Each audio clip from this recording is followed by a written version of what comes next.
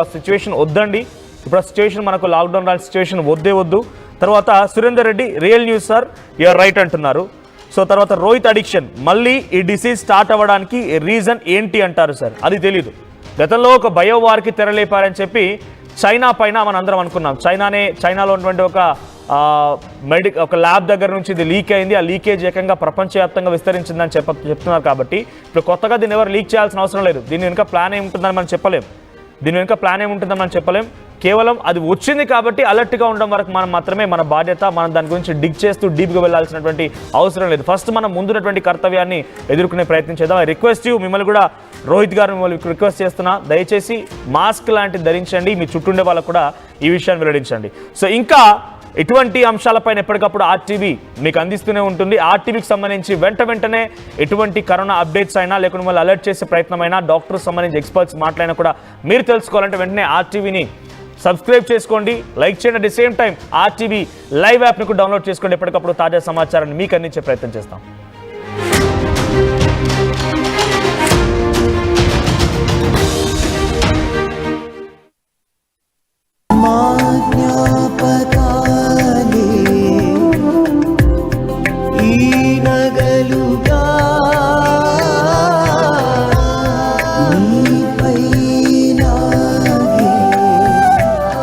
గౌరవాన్ని అమ్మలా కాపాడుతుంది Gokulam signature jewels.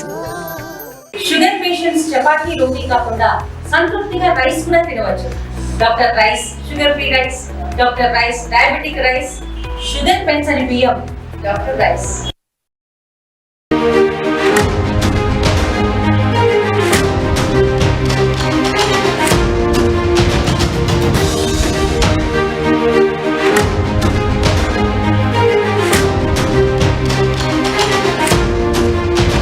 Breaking news చూస్తున్నాం. కరోనా మహమ్మారి రానే వచ్చేసింది, ప్రాణాలు తీస్తూనే ఉంది. తాజాగా భారత్లో ఈరోజు తొలి మరణం సంభవించింది. కరోనాతో 2 వ్యక్తులు మృతి చెందని తెలుస్తోంది.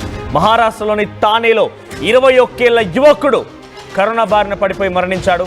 మరోవైపు బెంగళూరులో కూడా మరో వ్యక్తి కరోనాతో మరణించాడు తెలుస్తోంది. దేశవ్యాప్తంగా 250కి పైగా యాక్టివ్ కేసులు నమోదయ్యాయి. ఏపీలో 3కి, తెలంగాణలో 1కి ఇప్పటికే కరోనా సోకింది. మహారాష్ట్ర, కర్ణాటక, కేరళ, తమిళనాడులో కరోనా డేంజర్ బెల్స్ మోగిస్తోంది. సో దయచేసి ఐ రిక్వెస్ట్ ఎవ్రీవన్, పదే ఆర్టీవీ మిమ్మల్ని ఒక రిక్వెస్ట్ చేస్తోంది, తగు జాగ్రత్తలు తీసుకోండి. మరోసారి గతంలో మాదిరిగా మనకు మళ్ళీ ఆ లాక్డౌన్ ని మనం చూడకూడదు అనుకుంటే, లాక్డౌన్ లో మరోసారి మనం ఉక్కిరి విక్కిరి అవ్వకూడదు అనుకుంటే మాస్క్ తప్పనిసరి చేయండి. క్రౌడ్ ప్లేసెస్ లో, రద్దీగా ఉండేటువంటి ప్రాంతాల్లో దయచేసి మీరు మాస్క్ ధరించండి. క్లోజ్డ్ రూమ్స్ లో ఉండే సమయంలో మాస్కులు ధరించండి, శానిటైజ్ చేసుకోండి.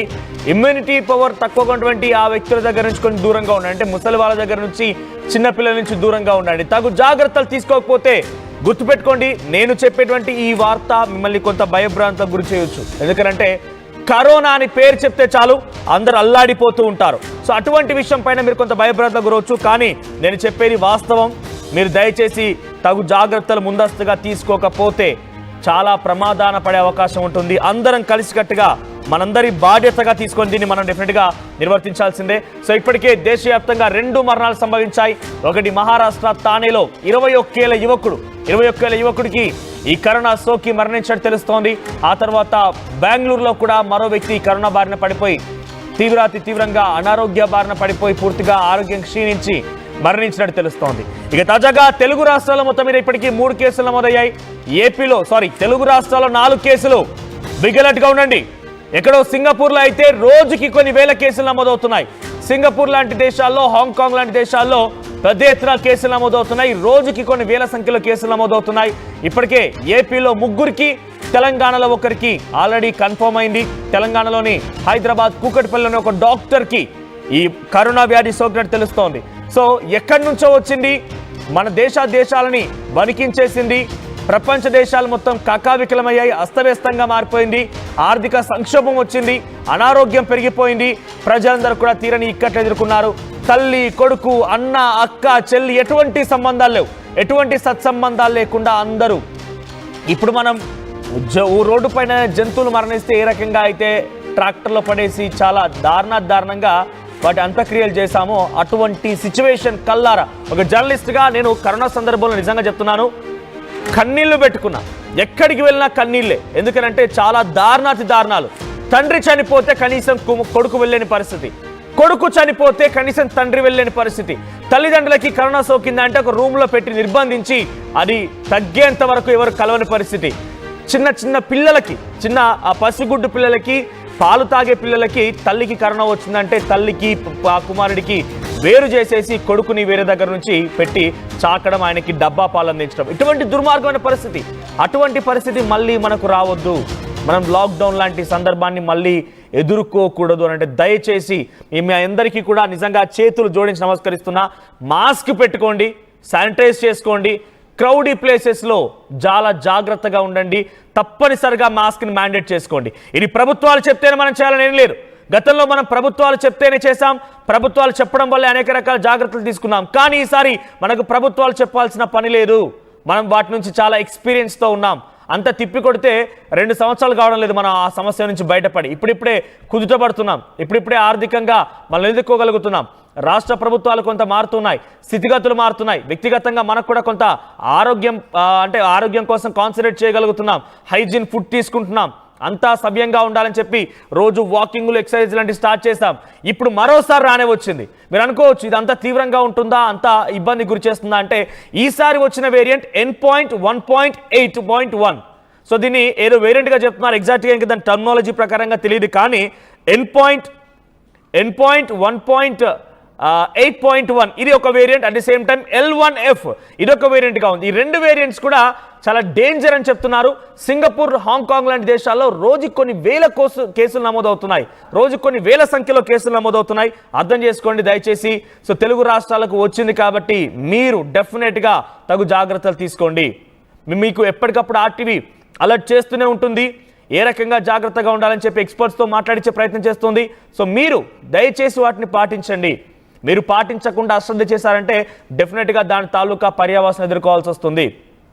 కరోనా అంటే దేశ విదేశాలు, ఏకంగా అమెరికా ప్రస్తుత అధ్యక్షుడు డొనాల్డ్ ట్రంప్ ఆయన మాజీ అధ్యక్షుడిగా ఉన్నప్పుడు గత కరోనా సందర్భంలో ఆయన కేసు సోకింది. అంతకంటే గొప్ప వాళ్ళేం కాదు కదా మనం. మన మాజీ ముఖ్యమంత్రి కేసీఆర్ లాంటి వాళ్ళకి కరోనా వ్యాధి వచ్చింది. వాళ్ళందరికీ అఫీషియల్గా పాజిటివ్ వచ్చినట్టుగా నిర్ధారణ అయింది. సో వీళ్ళంతకంటే గొప్ప వాళ్ళం అయితే కాదు కదా. మరి అహంకారంతో పోయామంటే మెడలు వంచి సెటరేట్ చేసే ప్రయత్నం చేస్తుంది కరోనా. కాబట్టి దాని బారిన పడకుండా ఉండాలి అని అంటే ప్లీజ్ ఐ రిక్వెస్ట్ దయచేసి జాగ్రత్తగా ఉండండి. ఎందుకంటే మనందరం కలిసికట్టుగా దీన్ని పోరాడితేనే దీన్ని మనం ఎదుర్కోగలుగుతాం. లేదు అనుకుంటే కనుక మన అహంకారం మనకు కనుక ప్రదర్శిస్తే డెఫినెట్గా మన దాని బారిన పడే అవకాశం ఉంటుంది. సో ఒక వ్యక్తి కామెంట్ చేశాడు, చైనా వారు ఏమైనా ప్లాన్ చేశారని డౌట్ అంటున్నారు. అఫ్కోర్స్ గతంలో కూడా ఒక బయోవార్కి తెరలేపారని ఒక చర్చలు జరిగాయి. ఇప్పుడు చైనా వాళ్ళు పంపించారా, ఇంకెవరు పంపించారని మనం ఇంకా నిర్ధారించలేం, ప్రభుత్వాలు ఇంకా చెప్పలేం. ఎందుకంటే ఆల్రెడీ ఒకసారి ఎంట్రీ ఇచ్చేసింది కాబట్టి. సో ఇక్కడ MSR కింగ్డమ్ అనే కామెంట్ చేశారు. ఎస్ నిజంగా అయితే కావచ్చేమో, కానీ ఐ రిక్వెస్ట్, మిమ్మల్ని కూడా రిక్వెస్ట్ చేస్తున్నాను. సో దయచేసి జాగ్రత్తలు పాటించండి. లాక్డౌన్ మళ్ళీ రాకూడదు. మళ్ళీ మన వాళ్ళు మన పక్కనే ఉండి మనతో పాటు తిరిగే వాళ్ళు, మనతో మాట్లాడే వాళ్ళు, మన పక్కనే కూర్చునే వాళ్ళు, మన ఇంట్లో వాళ్ళు మళ్ళీ అటువంటి దుర్మార్గమైన పరిస్థితికి తలెత్తి వారు డేంజరస్కి వెళ్ళిపోయి వారు, నేను ఇక్కడ మాట అనకూడదు బట్ నేను మాట్లాడాల్సి వస్తుంది, వారి మరణం మనం చూడకూడదు, వారు ఇబ్బంది పడకూడదు, మనకు ఏమీ అవ్వకూడదు అంటే ఈ రోజు నుంచే స్టార్ట్ చేయండి. దయచేసి మాస్క్ ధరించడం. ఎస్ మా ప్రతినిధి ఏపీ ఇన్పుట్ ఎడిటర్ కృష్ణమోహన్ అందుబాటులో ఉన్నారు. కృష్ణమోహన్, సో కరోనా రానే వచ్చేసింది. వచ్చి రాగానే భారత్లో ఈరోజు 2 మరణాలు సంభవించాయి. దాంట్లో 21 ఏళ్ల యువకుడు కూడా ఉన్నాడు. అంటే మన గతంలో చూసాం, దీనికంటూ ఒక రూపం లేదు, దీనికంటూ ఒక మెడిసిన్ లేదు, ఏమీ లేదు. ఆ రకంగానే వస్తుంది. ఎవరైనా సరే రావడం వరకు మాత్రమే దాని వంతు. వచ్చిన తర్వాత అడ్డదారులతోకి ఏదో ఒక రకంగా రచ్చరచ్చ చేసే ప్రయత్నం గతంలో కరోనా చేసింది. మరోసారి కూడా అటువంటి ప్రయత్నమే కనబడుతోంది. ఎలా చూడాలి? సో ఈ మరణాల తర్వాత ప్రభుత్వాలు ఏ రకంగా అలర్ట్ అయ్యే అవకాశం ఉంది? మూడో phase, third phase corona Bharat లో కూడా ఎంటర్ అయింది అనేది ఒక పెద్ద కలకలం పేరుతున్న పరిస్థితి. చాలా అప్రమత్తంగా ఉండాల్సిన పరిస్థితి. ఫస్ట్ ఫేజ్ కరోనా ఏ విధంగా ఇబ్బందులు పడిందో దానికి మించి సెకండ్ ఫేజ్ లో చాలా వరకు ప్రాణాలు మొత్తం భారతదేశంలో కావచ్చు, 2 తెలుగు రాష్ట్రాల్లో కావచ్చు పెద్ద ఎత్తున మృతుల సంఖ్య జరిగిన పరిస్థితిని మనం మర్చిపోకూడదు. అయితే ఇప్పుడు భారతదేశంలో తొలి మరణం కావచ్చు, లేకపోతే 2 మరణాలు నమోదైనట్టుగా లెక్కలు అంచనాలు వస్తున్నాయి. మహారాష్ట్రలోని థానేలో 21 ఏళ్ల యువకుడు కరోనాతో మృతి చెందాడు. బెంగళూరులో కూడా మరో వ్యక్తి కరోనాతో చేశారు. దేశవ్యాప్తంగా ఇప్పటికే